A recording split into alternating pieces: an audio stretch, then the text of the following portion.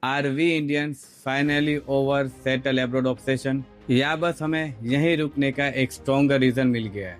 Before 20 years, we never imagined that India will become a startup hub.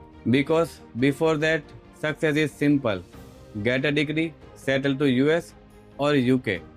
Because we all feel opportunity we will find in abroad only. But look at today. India have a unicorns in most of the sectors like e-commerce, AI, finance, healthcare, and many more. People who can build their career easily in Silicon Valley, now they are choosing Bangalore, Mumbai, Hyderabad, and Ahmedabad. And it's not because they have to, but they really find opportunity right now in India.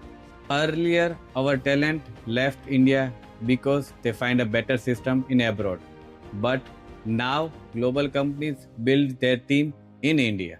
Because Indian talent nowadays is genuinely a world class. And not just global company, but if you can see our own startups like Zerodha, Zepto, PhysicsWala, Sarvam AI, Misho, and so many. Nowadays, you can find the same environment like abroad within India. For many, might be it look like strategy move.